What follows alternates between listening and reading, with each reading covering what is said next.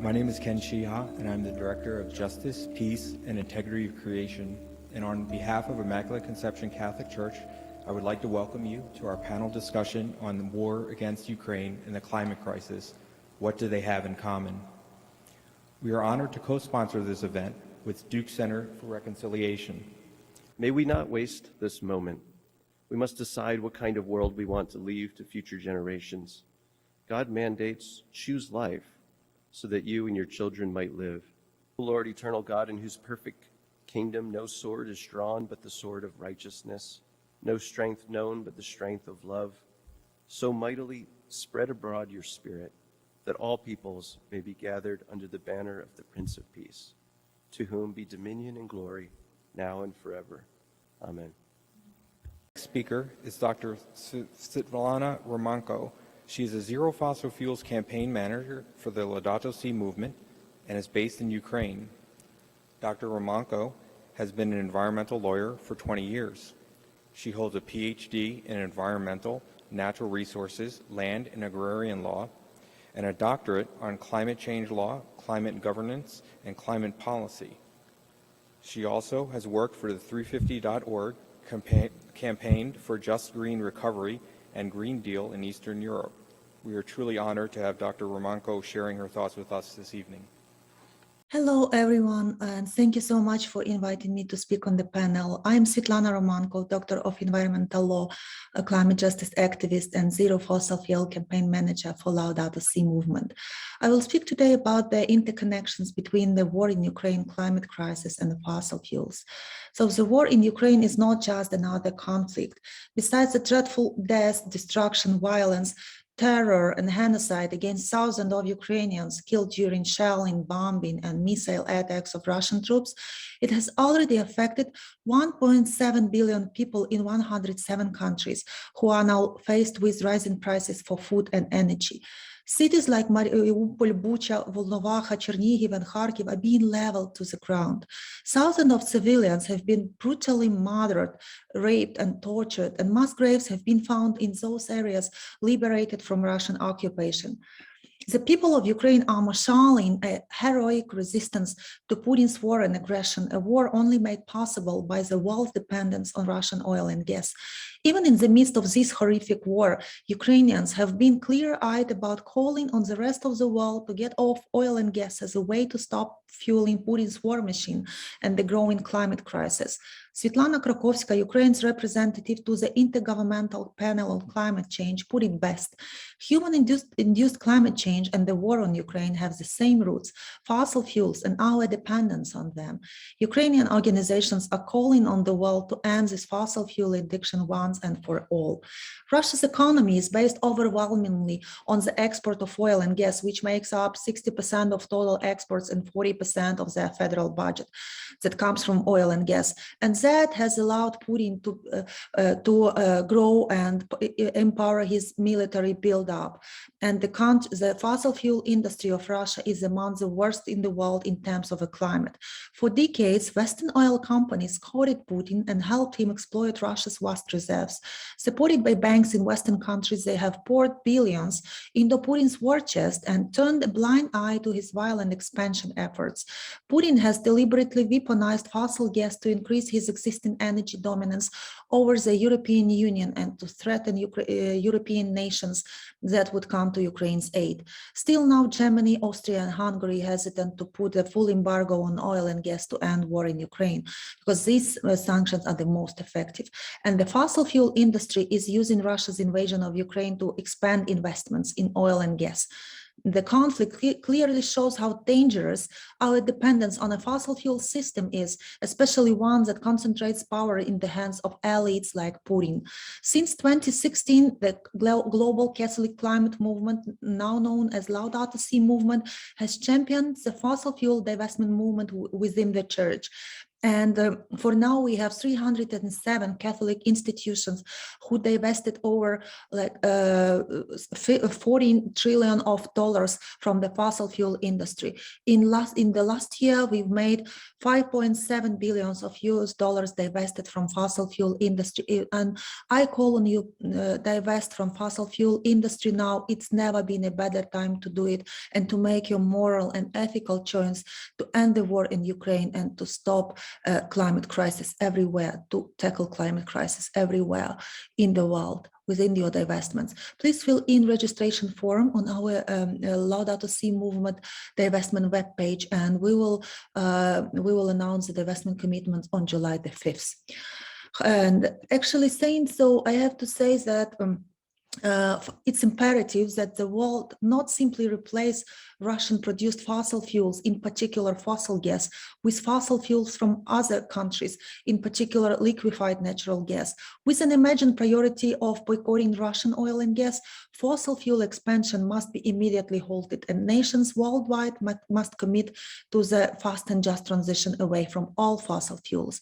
Reliance on coal, oil, and gas is the intentional embrace of death, misery, and collapse in Ukraine and at a global scale. It's our duty to finally get real about that if we want to have a livable future and to end war in Ukraine, conflicts in any other part of the world, for example, US pipelines, Canada tar sands, and Vaca Muerta in Argentina, ECOP in Africa, and new fossil fuel investments into Asia everywhere. We have a unique chance to both tackle and find the solutions for climate crisis and for the war in Ukraine and conflicts in many other parts of the world that have been fueled by fossil fuels. And the war in Ukraine and the rise in price of fossil fuels also underscores the need for new bold proposals like the Fossil Fuel Non-Proliferation Treaty to phase out oil, gas, and coal and move the world rapidly to cleaner, safer, and distributed energy solutions.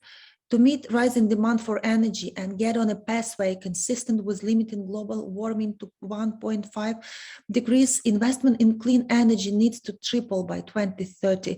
Fortunately, there is enough renewable energy potential in every region of the world to meet energy needs with existing technologies. Thank you so much. And if you'd like to contact me, please just email me on Svetlana@laudatosimovement.org, and I will respond to you. Let's keep in touch. Thank you so much for your invitation and attention. In the face of such blatant abuse of power, as the case of the aggression against the Ukraine, we cannot remain neutral. In order to pursue true conflict transformation, we really need to understand the facts. And this means identifying the factors at play in any conflict. This war, the war of aggression from Russia against Ukraine, is not an accident. It is intricately connected with our dependence on fossil fuels, coal, oil, natural gas, and the abusive exploitation of God's planet and the way in which we respond to that excessive demand for fossil fuels. There are several aspects in this conflict. Of course, no one here pretends to oversimplify the conflict between Russia and Ukraine. There are matters of geopolitical security at play, for sure. But no less important are the matters related to the dependence on fossil fuels. I will focus on the latter factors, acknowledging that there are other factors as well. I'd like to state that we need to understand that Russia is a petrostate. This means that the Putin regime depends on the money it gets from selling natural gas and oil to Europe, especially, many places in the world, but especially to Europe. And the Putin regime itself depends for success with the Russian people on two tools. One is outright violence and the elimination of fundamental rights of people, elimination of access to free information, and the elimination of free expression. The other tool is sustaining the Putin economy with the revenue that comes from selling fossil fuels. For years, Russia has been paying millions of dollars to Ukraine to have its natural gas and oil go through pipelines through Ukrainian territory. Recently, Russia has started building other pipelines surrounding Ukraine, but the problem has been that about 10 years ago, new deposits of natural gas and oil were found in Ukrainian territory and the Black Sea that surrounds the country. This has created an even more urgent desperation for the Putin regime to have control of Ukraine. In other words, Ukraine threatens the oil and gas supremacy of Russia in the world. As you can see, the demand for oil and natural gas is literally fueling this war. And the Putin regime was emboldened by assuming that Western Europe would not respond strongly against its attacks because Putin assumed that Western European countries would not risk their access to oil and gas. To conclude these brief remarks, the climate crisis that threatens our world, which is God's world, and the Russian aggression against Ukraine have the same cause: our great dependence on fossil fuels.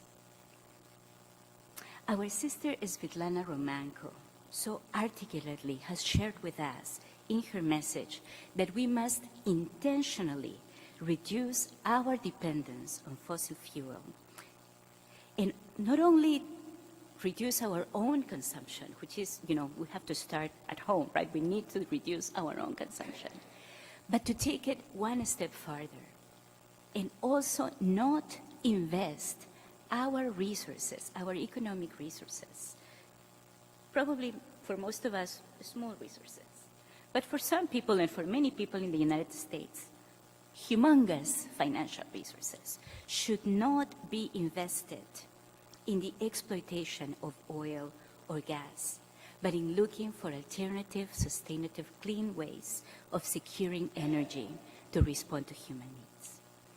Thank you. Dr. Balmaceda. Our final presenter is Dr. Ryan Juskis, who grew up in New Jersey and was raised by Catholics, Jews, and evangelicals. He has a PhD in religion with an emphasis in Christian studies and ethics from Duke University, where he studied relationships between Christian thought, environmental justice, and ethics. Dr. Juskis currently serves as a teacher scholar at Wake Forest University, where he offers courses on ethical environmental leadership. He is also the vice chair of the Peace and Hope International Board of Directors. The relationships between fossil fuels and culture and faith and religion. So I'd like to draw some connections in that vein.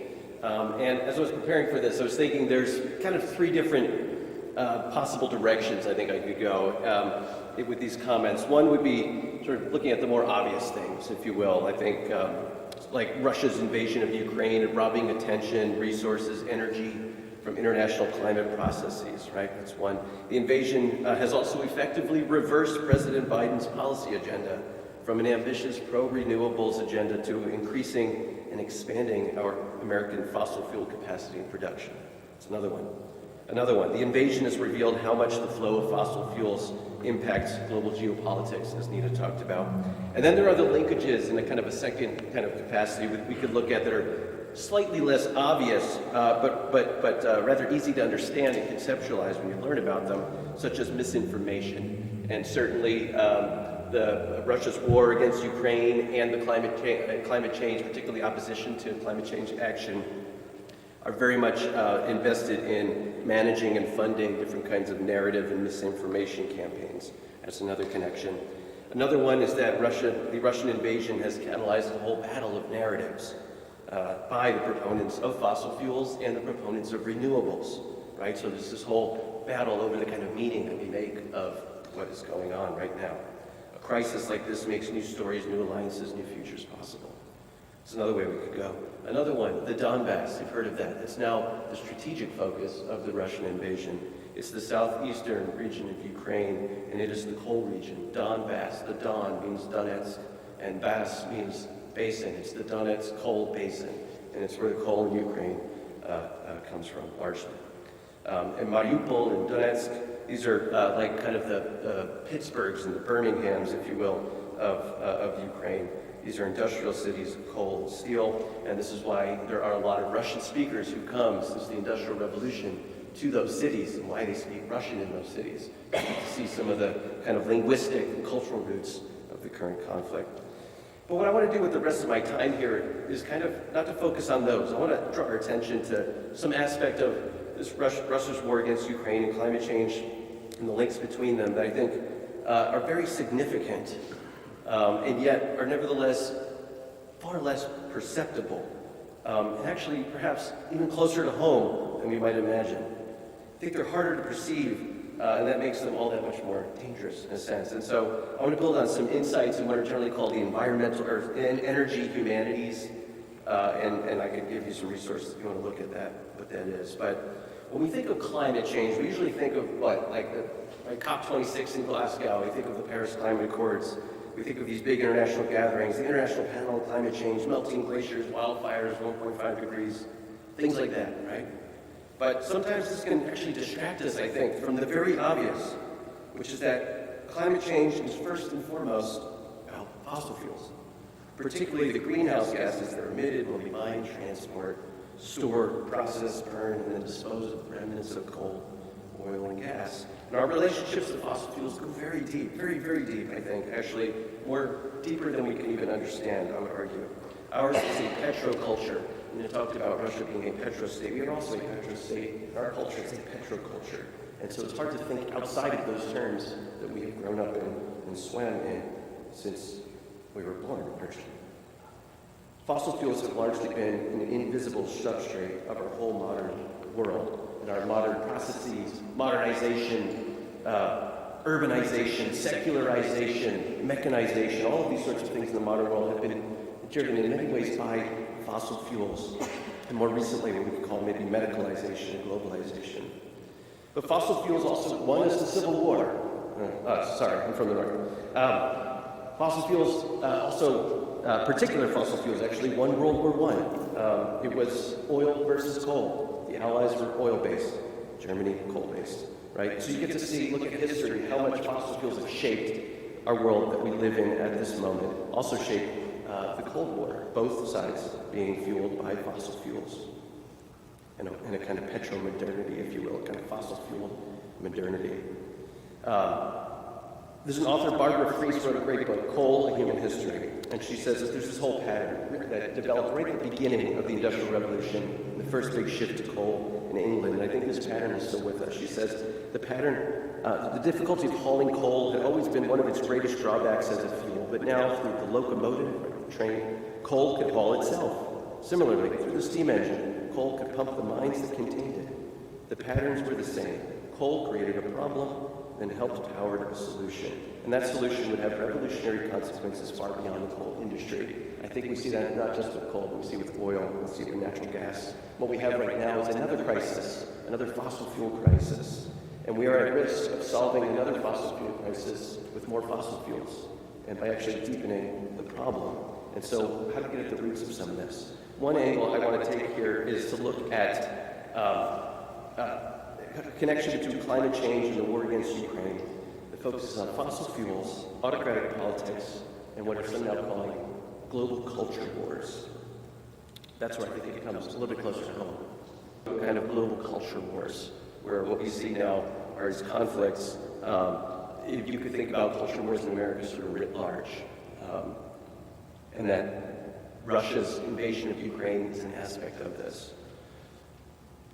Russia sees itself, and has increasingly over the last 10, 12, 15 years, has come to see itself, largely through connections with culture warriors in the U.S., focused on the family groups like this, if you've heard of them, as the vanguard of a global culture war, a vanguard against the kind of moral degradation of the liberal West. Ukraine is also this came about through very close relationships between Vladimir Putin and the Patriarch Kirill of Moscow and the Russian Orthodox Church that have built a whole vision of what the quote-unquote Russian world, the Ruski Mir, involves. And what it involves is Russia as a Christian nation that whose task is to defend Christian values, traditional values, the family, sexuality, institutions like the church, authority, against the liberalizing influence from the West. And you might be scratching your head thinking, I know nothing about this. It has not gotten a lot of coverage. But I think this is one very immediate cause of the conflict in Ukraine, because some 75% of Ukrainians identify as Orthodox as well, and many of them are in it's a very complicated church structure, but under, in a sense, the influence of the Russian Orthodox Church and Patriarch Kirill. And so this conflict has in many ways been a conflict within Orthodoxy over the kind of a turn to the liberal West, if you will, pluralism, democracy, freedom, values like that, and Eastern autocracy. And in many ways, this is a battle over what it means to be Orthodox, what it means to be Christian in this kind of world, and then throw fossil fuels into the mix. I'll get there in a second. So Russia very much sees itself right now as counteracting the West's moral degradation and collapse. And this has been a vision, like I said, that's been developed by Vladimir Putin and Patriarch Kirill of Moscow, especially since 2010 and Putin's third term. He did not start as a public figure in this way, but he has come to embrace it. It's almost as if you remember the Cold War, it's almost as if the structure has been inverted, where Russia now has positioned itself as sort of the defender of Christian values and freedom and institutions against a godless Western liberalizing society. So if you see that as inverted, I think it's because it is. Russia's positioning itself again as that defender against the secularizing effects of liberal democracy. And the West very much seen in this vision as spiritually hollow and weak. That's an important part, as weak, right? And this is why Putin felt he could invade, because the West talks a big game, they have a lot of money, but deep inside they're hollow and they're weak, and they're not going to do anything about this. So what's the answer to weakness? Well, it is strength. And this is, again, where fossil fuels come in. You make a lot of money. Russia makes $700 million on oil every single day, $400 million on natural gas every day. And a lot of that goes into buying weapons and growing the power. So I want to conclude here by saying I think there's a couple sort of upshots to this analysis, if you will. How are these things connected? Fossil fuels, kind of autocratic governance, and culture wars. But I think what it does is it brings it closer to home in a sense.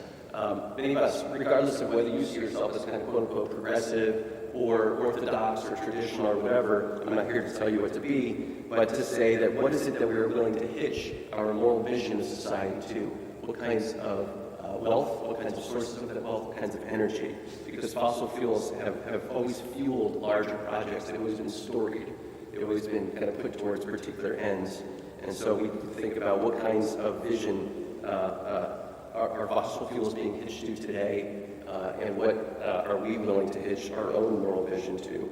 A second is what it might look like to decarbonize our own faith. In many ways, as Christians, I think we have participated in actually carbonizing, if you will, our own faith practices, our institutions, our modes of connection, even sometimes our prayers.